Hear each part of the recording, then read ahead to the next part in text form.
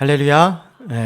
저희가 2020년 새해 시작하면서 다시 주님 앞에라는 주제를 가지고 말씀을 계속 나눠오고 있습니다. 다시 주님 앞에 선다고 하는 것은 무엇이겠습니까? 주님 앞에 선다고 하는 것은 우리가 새 부대가 되는 것입니다.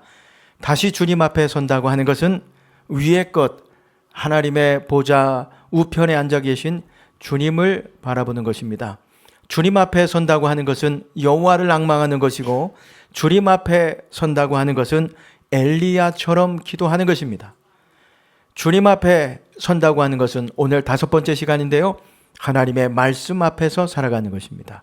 한번 따라해 주시겠습니까? 말씀 앞에서 살아갑시다. 여러분, 하나님께서는 말씀하시는 하나님이신 줄 믿습니다. 하나님은 말씀하시는 하나님이세요. 오늘 함께 나눈 신약의 본문 1장 1절의 말씀에도 보시면 옛적의 선지자들을 통하여 여러 부분과 여러 모양으로 우리 조상들에게 말씀하신 하나님이 그랬습니다. 하나님은 말씀하시는 하나님이신데 어떻게 말씀하셨다고 그러는가요? 여러 모양과 여러 부분으로 말씀하셨다. 그래서 여러분, 옛적에 과거에 보면 하나님께서는 음성으로 소리로 말씀하셨어요. 우리 귀에 직접 들어서 알 수 있도록 하나님이 음성으로 소리로 말씀하셨습니다. 하나님이 아브라함을 부르시죠. 그리고 여러분 뭐라고 말씀하셨어요? 너는 고향과 본토 친척 아버지 집을 떠나서 내가 내게 지시할 땅으로 가라. 내가 너로 큰 민족을 이루고 창대하게 하리니 너는 복이 되게 하리라. 하나님이 알아들을 수 있도록 음성으로 아브라함에게 말씀하셨다는 거예요. 모세도 모세에게 이르시되 시내 산으로 올라와라. 하나님이 이렇게 말씀하셨어요. 신약의 말씀에도 보시면 여러분, 사울이 바울 되죠. 어떻게 사울이 바울로 변화될 수 있었습니까? 주님의 음성으로. 사울아 사울아 내가 어찌하여 나를 핍박하느냐. 이 주님의 음성을 듣고 사울이 바울 된 것입니다. 우리 하나님께서는 우리가 알아들을 수 있는 음성으로 말씀하시는 분이신 거예요. 또 때로는 어떤 이미지를 통해서 하나님이 말씀하십니다. 때로는 하나님께서 그 뜻을 우리에게 계시하실 때 이상으로, 환상으로, 그림으로 우리에게 하나님이 보여주실 때가 있다는 거예요.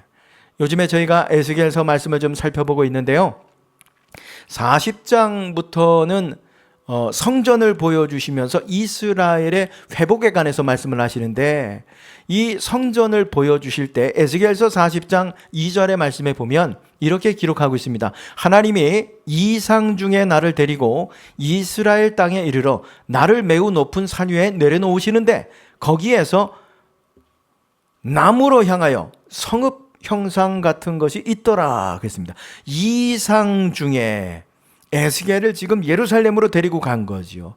남쪽을 향해서 보니까 성읍 같은 형상이 보이는데 이게 뭐냐면 성전이거든요. 성전. 그러니까 이상 중에 지금 성읍 형상과 같은 것을 보여주면서, 성전을 보여주면서 메시지를 전하고 있는 거죠. 이사야 같은 경우도 하나님의 부르심을 받을 때 뭘 봤다고 그럽니다. 이사야서 1장 1절의 말씀해 보시면 유다 왕 우시야와 요담과 아하스, 히스기야 시대의 아모스의 아들 이사야가 유다와 예루살렘에 관하여 뭐라 그래요? 본 계시다. 봤다는 것입니다. 봤다는 것입니다. 여러분, 야곱 같은 경우도 형 에서를 피해서 삼촌 집으로 도망할 때 여러분, 베델에서 돌베개 베고 자지 않습니까? 여러분, 잘 때 그 밤에 꿈에 뭘 봅니다. 뭘 봤죠? 사닥다리를 봅니다. 창세기 28장 12절 말씀에 보면 꿈에 본즉 그랬습니다. 사다리가 땅 위에 서 있는데 그 꼭대기가 하늘에 닿았고 또 본즉 하나님의 사자들이 그 위에 오르락내리락 하고 그랬습니다. 꿈에 봤다는 거예요. 하나님께서 꿈에 나타나서 야곱에게 그 뜻을 계시해 주신 것이죠. 여러분, 또 때로는 하나님께서 사람을 통해서 말씀하실 때가 있습니다. 주의 종들을 통해서 에스겔, 다니엘, 예레미야, 학개, 스가랴, 이 구약의 선지자들이 하나님의 음성을 듣고 그 백성에게 말을 전했습니다. 그래서 이 사람들을 메신저라고 하죠. 메신저. 하나님은 때로는 여러분 환경과 상황을 통해서 말씀하실 때도 있습니다. 예를 들어서 요나에게 너 니느웨에 가서 복음을 전해라 그랬습니다. 근데 요나가 갑니까 안 갑니까? 요나가 누구예요? 요나. 요나가 니느웨로 가라고 그랬는데 하나님의 말씀 앞에 순종하지 않는 거예요. 다시스로 도망을 했는데 여러분 도망할 때 큰 풍랑을 만났다고 성경이 기록하고 있죠. 여러분 이게 뭐예요? 큰 풍랑을 만났어요. 어려움을 만났어요. 너 그리로 가면 안 돼. 계속 그 길로 가면 안 돼. 돌아서 하나님이 지금 사인을 보내는 거죠. 그러니까 바람과 환경과 어떤 상황을 통해서 하나님은 말씀하시는 거예요. 그래도 가니까 하나님이 누구로 인해서 이런 재앙이 지금 이렇게 풍랑이 치는가? 제비 뽑아보자. 제비 뽑았더니 누가 걸렸어요? 요나. 요나가 걸렸다는 거예요. 그래가지고 바다에 던져지죠. 여러분 하나님께서는 환경을 통해서 말씀하십니다.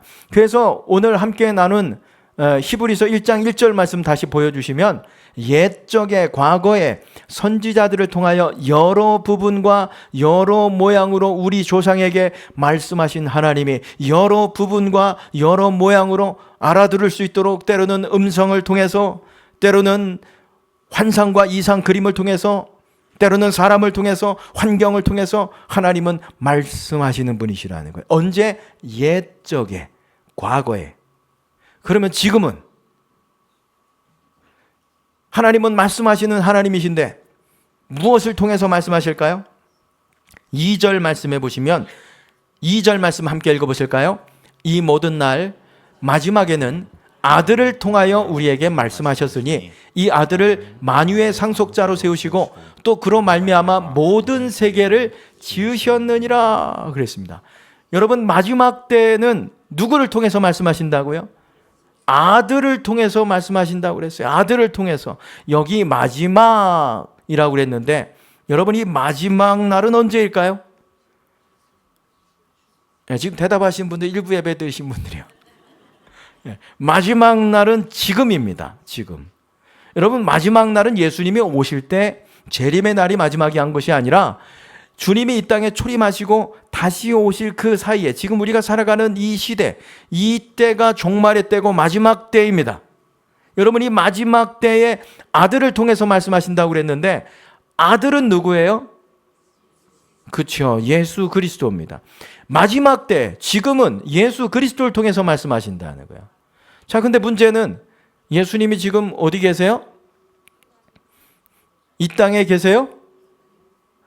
2000년 전에 십자가에서 죽으시고 부활하셔서 승천하셔서 하나님 보좌 우편에 계시죠. 근데 지금 그 아들이 말씀한다는 거예요. 이 땅에 계시지 않는데.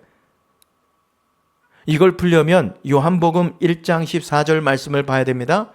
말씀이 육신이 되어 우리 가운데 거하심에 우리가 그의 영광을 보니 하나님의 독생자의 영광이요 은혜와 진리가 충만하더라. 예수님에 관해서 말씀하시는데 여러분 예수님은 말씀이 육신이 되어서 오신 분이죠. 이게 어떤 의미냐면 예수님은 말씀이세요. 그렇죠? 마지막에 아들을 통해서 말씀하신다는 건 풀려지죠. 그러면 뭘 통해서 말씀하신다는 거예요? 성경을 통해서 말씀하신다. 지금 우리가 살아가는 이 마지막 때는 여러분 성경을 통해서 하나님이 말씀하시는 줄 믿으시기 바랍니다. 그러므로 우리가 여러분 이 마지막 때 지금 우리가 성경을 가까이 해야 되는 것입니다. 성경을 읽고 묵상하고 쓰고 왜요? 성경이 바로 마지막 때에 하나님이 말씀하시는 통로기 때문에 그런 것입니다. 그래서 오늘 함께 나눈 신약의 말씀 신명기 6장 6절에서 9절 말씀에 보면 오늘 내가 내게 명하는 이 말씀을 너는 어디요?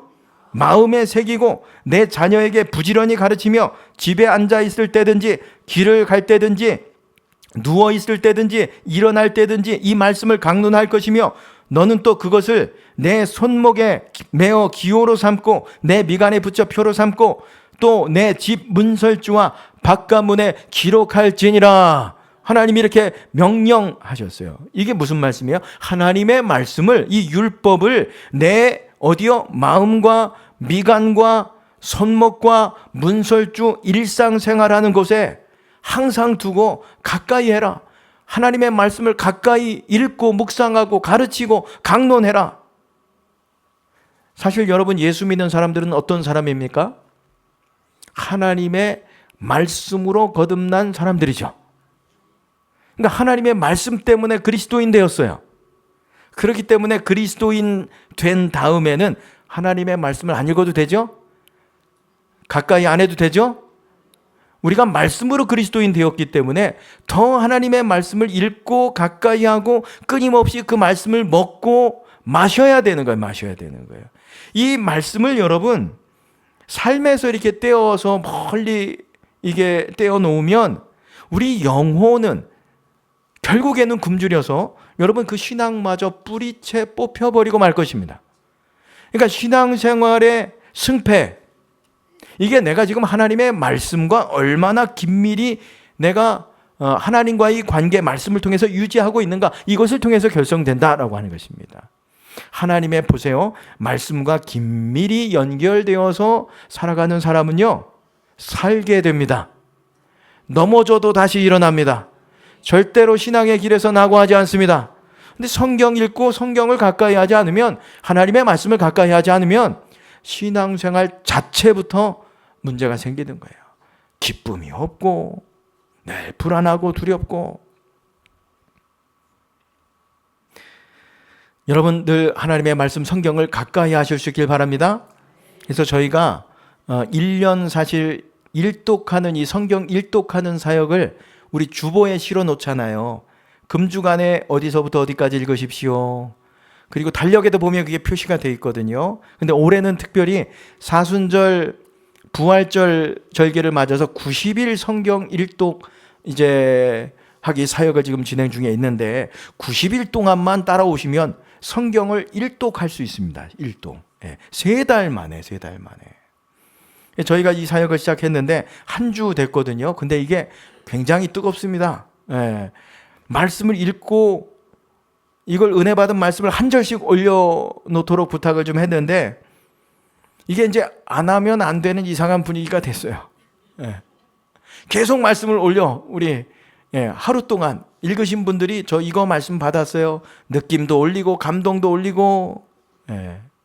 저 솔직히 저도 놀란 것은, 이 성경에 이런 말씀 구절도 있구나라고 싶을 정도의 말씀들을, 깜짝 놀랄 말씀들을 성도님들이 한 절씩 이렇게 올리셔요. 피드백을 받아보면 여러분, 이전에는 성경 1년에 일독하려고 앉아가지고 하루에 4-5시간씩 허리 아프게 읽었다는 거예요. 근데 보세요, 읽어주니까 그 분량을 1시간 안에 성경을 읽을 수 있는 거예요. 들을 수 있는 거죠. 그리고 성경 읽는 게 좀 자유로워졌대요. 왜냐하면 예전에 고정하고 앉아가지고 이걸 보면서 읽어야 되는데, 들으니까 일상생활 하면서도 성경을 읽을 수 있는 거예요. 운전하면서도 읽을 수 있는 거죠. 그렇죠? 설거지 하면서도 성경을 읽을 수 있는 거예요. 언제 어디서나 성경을 읽을 수 있게 되었다. 그리고 성경 우리 각 권별로 시작할 때 개론을 거기 담아두거든요. 이 성경은 이런 이야기를 하고 있는 것입니다. 그걸 이렇게 듣고 성경을 보면 훨씬 은혜가 된다라고 하는 것입니다. 여러분 혹시 늦게나마, 이제 일주일 됐거든요. 늦게나마 그래도 나는 좀 성경을 가까이 하는 일에 참여해보고 싶다. 그럼 우리 김영훈 전도사님에게 문의를 해주시기 바랍니다. 오늘까지만 받겠습니다. 그리고 혹시나 관심이 있는데 이게 좀 그렇다 그러신 분들은 지금 이걸 부분 공개했거든요. 그래서 이제 일주일 지나고 나서는 요거를 저희 교회 유튜브 채널에 전체 공개로 그동안 읽은 것을 올려놓겠습니다. 혹시나 늦게나마 내가 참여하실 수 있는 분들은 전체 공개로 된 유튜브 채널 오셔서 성경을 읽으실 수 있습니다. 여러분, 하나님께서 말씀하시는 거죠. 일상의 삶에서 성경을 가까이 하고 읽어라. 왜요? 왜 성경을 가까이 하라고요? 지금 이 시대는 아들을 통해서 말씀하시는 시대이기 때문에. 성경을 통해서 말씀하시는 시대에 있기 때문에 사랑하는 여러분, 성경이 하나님의 말씀이고 그 말씀의 통로임을, 하나님의 말씀의 통로임을 믿습니까? 자, 그러면 성경이 하나님의 말씀인데, 이 성경은 그냥 하나님의 말씀이죠. 근데 이 말씀이 내 말씀 돼야 되는 거예요. 그래야 그 말씀을 통해서 내가 살죠.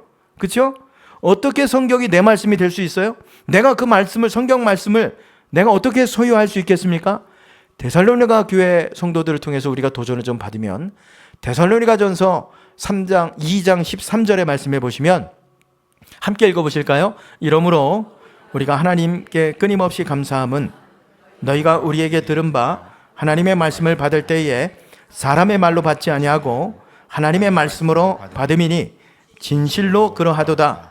이 말씀이 또한 너희 믿는 자 가운데에서 역사하느니라. 아멘. 자, 여기 데살로니가 교회 성도들은 바울의 말을 사람의 말로 받지 않고 하나님의 말씀으로 받았다고 그랬어요. 이게 어떤 상황이냐면 당시 데살로니가 지역을 포함한 모든 헬라 지역에는 아고라라고 하는 광장이 있었어요. 성지순례 가보시면 큰 원형 경기장 말고 사람들이 이렇게 모여서 계단식으로 앉아가지고 무대가 있고 들을 수 있는 아고라라고 하는 조그만 광장이 있는데 이 광장에 사람들이 모여서 자기의 어떤 주장, 철학, 사상 그리고 생각을 나눴다는 것입니다. 이곳에 모여서. 그러니까 이곳에 모여서 자신의 어떤 철학과 생각, 사상을 막 나누고 주장하니까 많은 사람들이 그곳에 모여서 온갖 미사오기를 가지고 자신의 철학을 주장하고 사상과 이념을 그렇게 설파했다는 것입니다. 그러니까 바울도 그 자리에 쓴 거예요. 데살로니가에서 그곳에 모여서 말씀을 전했다는 것입니다. 근데 데살로니가 교회 성도들은 그 바울의 말을 어떤 사상이나 철학, 이념으로 받아들이지 않고 사람의 말로 받지 않고 하나님의 말씀으로 받았다. 진리로 받았다는 것입니다. 여기 받는다라고 할 때 이 단어가 중요한데 이 받는다라고 하는 이 단어는 영어로 receive가 아닙니다. 여러분 receive라고 하는 이 단어가 받는다인데 들어보셨죠? 어디서 들어보셨어요? 배구 경기 할 때 요새 뭐 몽골 선수 인쿠시인지 그 선수가 김연경 씨도 받고 프로에도 입단하고 그러잖아요. 거기서 보면 스파이크를 그냥 팍 때리면 그걸 딱 받잖아. 이걸 뭐라고 그래요? 아유, 네. 배구 좋아하시는가 봅니다. 리시브라고 그러죠. 리시브. 받는다. 이게 영어로 리시브인데 오늘 데살로니가 교회 성도들이 하나님의 말씀을 받았다고 그럴 때 그 단어는 리시브가 아닙니다. accept입니다. accept. 그냥 단순히 날라오니까 던졌으니까 그걸 받는 게 아니라 나의 문을 활짝 열고 수용하면서 어쩔 수 없이 받는 게 아니라 웰컴 하면서 받는 걸 말하는 것입니다. 오늘. 그러니까 여러분 데살로니가 교회 성도들은 마음을 열고 웰컴 하면서 바울의 말을 하나님의 말씀으로 받았다는 거예요. 여러분 이 단어를 잘 표현한 말씀이 있는데 요한계시록 우리 3장 20절 말씀해 보시면 볼지어다 내가 문 밖에 서서 두드리노니 누구든지 내 음성을 듣고 문을 어떻게 해요? 열면 그에게로 들어가서 그와 더불어 먹고 그는 나와 더불어 먹으리라 그랬습니다. 여기 열면이라고 그랬는데 여러분 주님이 두드리세요. 두드리시는데 열어줘야 들어가지. 근데 이스라엘 문을 보면 밖에 손잡이가 없어요. 안에 있어요. 들어가려면 안에서 열어줘야 되는 거예요. 열어줘야 들어갈 수 있죠. 열어주면 주님의 음성을 듣고 들어가면 나는 그와 더불어 먹고 마시리라. 주님이 이렇게 말씀하셨다는 거예요. 그러니까 데살로니가 교회 성도들은 바울의 그 말을 열린 마음으로 진짜 기대하는 마음으로 사모하는 마음으로 준비된 마음으로 그 말씀을 마음을 열고 받은 거죠. 한번 따라해 주시겠습니까? 열린 마음으로 받아야 합니다. 근데 성경을 이렇게 읽어가다 보면 데살로니가 교회 성도들보다 더 말씀을 잘 받았던 사람들이 나와요. 그 사람들이 어느 지역 사람이냐면 어느 지역이에요? 베레아 지역 사람들이라고 그럽니다. 베레아. 사도행전 17장 11절의 말씀에 보면 베레아에 있는 사람들은 데살로니가에 있는 사람들보다 더 너그러워서 간절한 말씀으로 말씀을 받고 이것이 그러한가 하여 날마다 성경을 상고함으로 그랬습니다.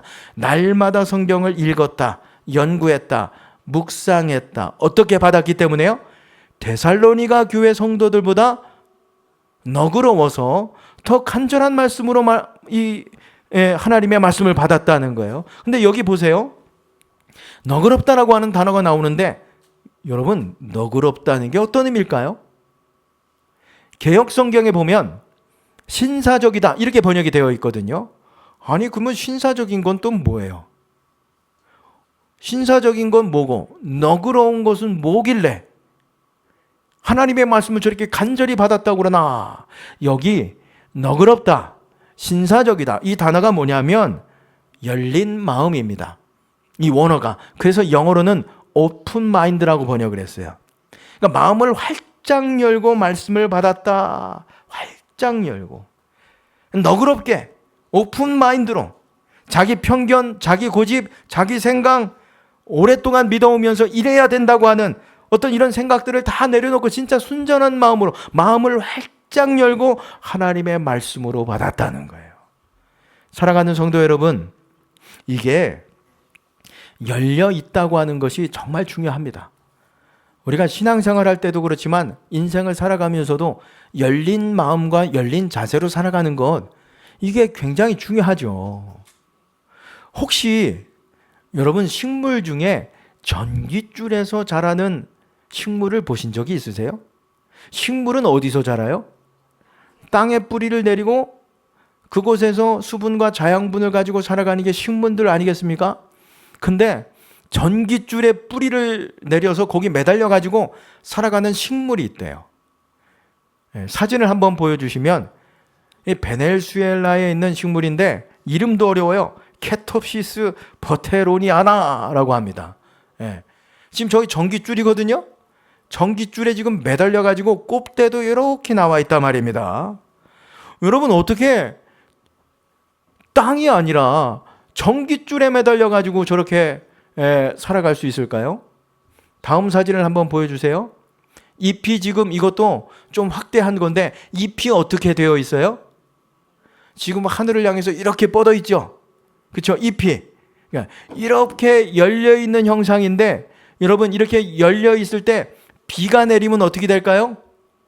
다음 사진을 보여주세요. 비가 내리면 저렇게 공간들이 있죠. 열려 있는 식물의 공간들이 있는데 저 공간들에 물이 고이는 거야.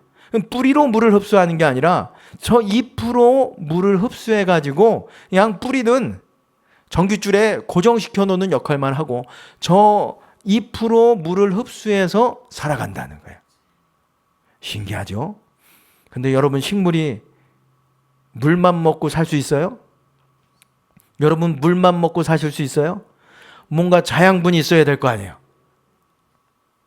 어떻게 자양분을 흡수할까요? 참 기가 막힌 게 저렇게 여러분 하늘을 향해서 이렇게 열려서 비가 오면 저 공간에 물이 고인다고 그랬잖아요. 물이 고이죠. 그러면 저 물에 끈적한 냄새 나는 액체를 쏟는데요.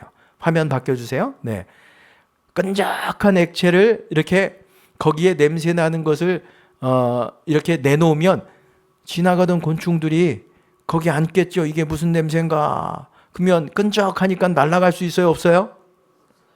이거 죽는 거예요. 그러면 그걸 소화해가지고 그걸 자양분 삼아서 이렇게 자라가면서 꽃대도 내놓는다라고 하는 것입니다. 야, 하나님 신기하지 않습니까? 이런 식물들을 하나님이 만들어 놓으시고, 그렇죠?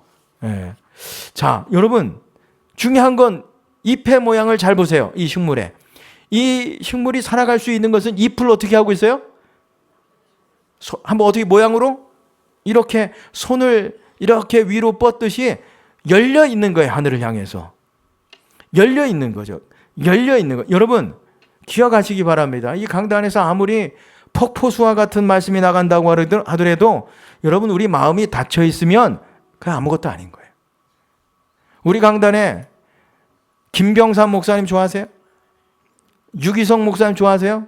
그런 분들이 오셔서 말씀을 전해도 내가 마음문을 닫고 있으면 그게 아무것도 아니라는 거죠. 저희들이 올 한해 부흥회를 한 7월쯤 하려고 하는데 기도해 주시면 좋을 것 같아요. 유기성 목사님을 모시고 저희들이 부흥회를 할 텐데 작년에 모시려고 그랬는데 어깨 수술을 하시는 바람에 한 2달 사역을 못 하시고 쉬셨는데 하필 그 기간이 저희 교회 부흥회 기간이었거든요. 근데 올해는 시간이 되셔서 저희 교회 오신다고 하니 여러분 기도해 주시기 바랍니다. 여러분 아무리 이 강단에서 폭포수와 같은 말씀이 전해져도 우리의 그 마음이 닫혀 있으면 안 되는 거예요. 안 되는 거예요. 여러분 그래서 교회에 오시면 마음을 어떻게 해요? 활짝 여시기 바랍니다. 활짝. 어떤 성도가 상담을 하러 왔어요. 자기 아내가 귀가 먹었는지 잘 못 알아듣는다는 거야. 이런 것도 목사님에게 상담을 받으러 와. 그러니까 목사님이 상담은 안 해줄 수 없고 상담을 하는데 그게 이제 결론적으로는 집에 가면 아내한테 조금씩 가까이 가면서 얘기를 좀 해보라는 거야.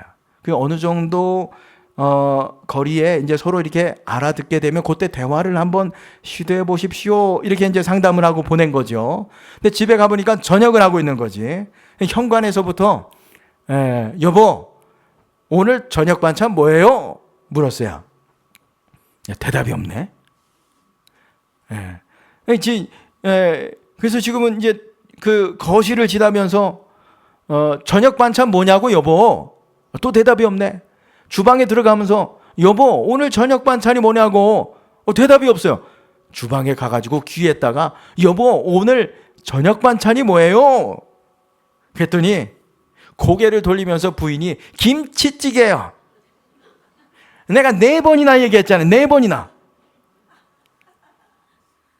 지금 누가 귀가 멀었어요? 누가 지금 귀를 멀고 목사님한테 상담 왔어요? 부엌에서 일하고 있는데 저녁을 하고 있는데 현관에서 남편이 여보 오늘 저녁 반찬 뭐예요? 그러니까 김치찌개요. 거실에서 그냥 물으니 또 김치찌개요. 주방에서도 물으니 김치찌개요. 김치 4번이나 얘기를 했는데 누가 귀가 안 들리는 거예요? 자기가 못 들으면서 아내가 못 들은다고 착각한 거죠. 혹시 여러분 우리도 이런 착각 속에 혹시 살고 있지 않습니까? 나는 아무 문제가 없다. 안 들려도 아무 문제 없다 나는. 베드로전서 2장 2절 말씀에 사도 베드로가 이렇게 말씀합니다. 갓난 아기들 같이 순전하고 신령한 젖을 사모하라. 이는 그로 말미암아 너희로 구원에 이르도록 자라게 하려 함이라. 그랬습니다. 갓난 아기들 같이 순전함으로 하나님의 말씀을 받으시길 바랍니다. 열린 마음으로. 또 하나님의 말씀이 성경이 내 말씀 되기 위해서는 우리 데살로니가전서 2장 13절 말씀에 보시면 우리 중반절 말씀에 하나님의 말씀을 받음이니 진실로 그러하도다 그랬습니다. 진실로 그러하도다. 말씀을 받을 때 진실로 그러하도다라고 받았다는 거예요. 진실로 그러하도다. 여러분 이게 뭐죠? 2자로? 안 들려요. 안 들리는데 2층? 말씀을 받을 때 아멘으로 받으라는 거죠. 여러분 하나님께서는 입술의 고백을 굉장히 중요하게 여기십니다. 마태복음 16장의 말씀에 보시면 변화산에서 올라가기 전에 제자들을 앉혀놓고 너희는 나를 누구냐 이렇게 물어요. 주님이 몰라서 물었을까요? 고백을 받기를 원한 거죠. 주는 그리스도시요 살아계신 하나님의 아들입니다. 이 고백을 듣기를 원하신 거죠. 예수님 십자가에 달리신 다음에 제자들이 다 도망가죠. 갈릴리 바닷가로 갔습니다. 주님이 찾아갔어요. 근데 시몬 베드로에게 요한의 아들 시몬아 내가 나를 사랑하느냐 묻습니다. 왜요? 고백을 받기를 원하신 거죠. 주님은 고백을 받기를 원하십니다. 심지어 우리 구원에 관해서도 로마서 10장 10절 말씀에 이렇게 이야기하고 있어요. 사람이 마음으로 믿어 의에 이르고 입으로 고백하여 시인하여 구원에 이르느니라. 여러분 우리 그리스도인은 하나님과 사람들 앞에 시인하는 이런 신앙적 행동이 필요한데 그게 뭐냐면 바로 아멘이다. 아멘이다. 아멘이다. 아멘의 뜻이 뭡니까? 진실로 그러합니다. 제가 동의합니다. 믿습니다. 그렇게 되기를 바랍니다. 제가 받아들입니다. 이게 아멘, 에이멘 뜻이거든요. 고린도후서 1장 20절 말씀에서 하나님의 약속은 얼마든지 그리스도 안에서 예가 되나니 그런즉 그로 말미암아 우리가 뭐요? 아멘하여 하나님께 영광 돌리게 되느니라 그랬습니다. 여러분, 우리가 아멘할 때 하나님이 영광 받으십니다. 그래도 아멘을 안 하시는 분들이 있네. 아멘하면 누가 돈을 달라고 그럽니까? 우리가 아멘하면 하나님이 영광을 받으신다니까요. 아멘? 근데 사실 우린 잘 아멘을 이렇게 못하는 것 같아. 장로님 대표기도 끝나면 겨우 끝에 가가지고 예수님의 이름으로 기도합니다 그러면 아멘. 찬양대가 얼마나 찬양을 아름답게 해요? 근데도 아멘을 못해요. 여러분, 오늘 할렐루야 찬양대 찬양 은혜로 왔죠? 아멘. 심지어는 말씀이 선포되는데도 아멘을 못해요. 말씀에 동의 안 한다는 겁니까? 하나님의 말씀이 선포되는데, 여러분, 우리가 입을 닫으면 마음도 닫혀요. 마음의 문도 닫힙니다. 이걸 여러분 기억하실 수 있길 바랍니다. 분명히 하나님의 말씀인데 그 말씀에 내가 동의하지 않으면, 문을 열지 않으면 그 말씀이 내 말씀이 될 수 없어요. 내 마음에 심기지 않아요. 이건 청각의 문제가 아닙니다. 제 청각의 문제를 지금 말씀드리는 게 아니에요. 어느 날 공항에서 안내방송이 나왔어요. 비행기를 타고 이제 왔는데 청소를 하다 보니까 보청기를 하나 떨어진 걸 발견한 거죠. 그래가지고 그걸 주워가지고 카운터에 맡겼더니 혹시 무슨 편으로 이제 공항에 도착한 분들 중에 보청기를 잃어버린 분이 있으시면 안내 카운터로 와주시기 바랍니다. 그렇게 지금 이제 방송을 한 거죠. 몇 번이고 방송을 하는데 안 나타나.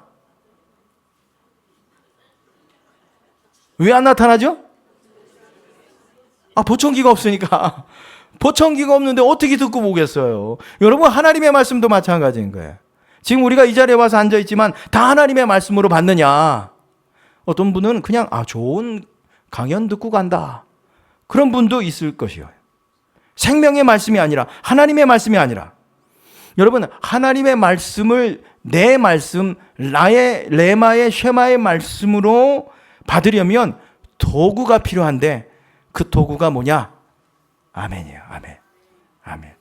여러분, 아멘 할 때 그 말씀이 내 안에 들어오는 거죠. 요한계시록 3장 14절 말씀에 보면 주님에 대해서 이렇게 말씀하세요. 라오디게아 교회의 사자에게 편지하라. 아멘이시오. 충성되고 참된 증인이시오. 하나님의 창조의 근원이신 이가 이르시되. 그랬습니다. 예수님은 별명이 계신데 뭐라고 그래요? 아멘이래요. 예수님의 별명이 아멘이야. 아멘. 여러분, 그래서 우리가 말씀 앞에 늘 아멘으로 반응하면서 살아가야 하는 줄 믿으시기 바랍니다. 이번 주만 아멘 하지 마시고 다음 주도 아멘 하시고, 모든 예배 때 여러분 찬양할 때 은혜 받고 감동 있으면 아멘 하시기 바랍니다. 여러분, 이렇게 아멘으로 받으면 어떤 일이 벌어지냐면, 전도서 12장 11절의 말씀해 보시면 지혜자들의 말씀은 찌르는 채찍들과 같고 회중의 스승들의 말씀은, 잘 보세요, 잘 박힌 목과 같으니 한 목자가 주신 바라 그랬습니다. 스승의 말씀은 잘 박힌 목과 같다. 아멘 하는 순간 그 가르침과 말씀이 어떻게 해요? 못이 되어서 내 안에 쑥 들어오는 거죠. 쑥 들어오는 거예요. 한 번 아멘 할 때 쑥 들어오고, 두 번 아멘 할 때 쑥쑥 들어오고, 세 번 아멘 할 때 쑥쑥쑥 들어오는 거예요. 쑥쑥쑥. 잘 깊인 목과 같이 여러분 내 마음의 말씀이 탁 바뀌면, 마태복음 13장 8절에 이런 말씀이 있어요. 더러는 좋은 땅에 떨어지며 어떤 것은 100배, 어떤 것은 60배, 어떤 것은 30배의 결실을 맺느니라. 이게 뭐예요?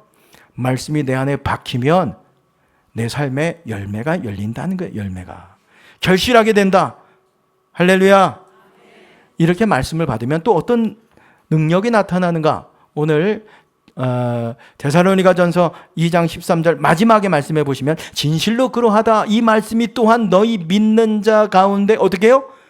역사하느니라. 여기 역사한다 이 단어가 에네르게이타이 원어인데, 이 단어에서 에너지라고 하는 단어가 왔어요. 여러분, 에너지가 뭔지 아시죠? 에너지. 힘이잖아요. 힘, 에너지. 그러니까 하나님의 말씀이 그냥 성경으로만 있는 게 아니라 옛 화석의 말씀으로 있는 건 아니라 그 말씀이 내 말씀이 되고 열린 마음으로 그 말씀을 받아 아멘, 아멘, 아멘 해서 내 마음에 심기며 쑥 들어오면 그 말씀이 역사하는 말씀이 된다는 거예요. 에너지가 된다는 거예요. 여러분, 그 말씀으로 인해서 내가 살고 힘을 얻고 또 넘어져도 또 일어나고 역동하는 그런 인생을 살아가게 될 줄 믿으시기 바랍니다. 중요한 건 그래서 우리가 말씀 앞에서 살아가야 되는 거예요. 그게 주님 앞에 사는 것이 다시 서는 것입니다. 사랑하는 여러분, 이제 또 새로운 설이 다가오지 않습니까? 우리 작심삼일 하셨던 분들 다시 마음을 정리하셔서 다시 한 해 주님 앞에서 살아가기로 다짐할 수 있길 바랍니다. 그건 뭐예요? 말씀 앞에서 그 말씀을 잘 받아서 이 한 해도 하나님 주신 역사하시는 힘으로 승리하는 삶을 살아가게 되시기를 주의 이름으로 축원합니다.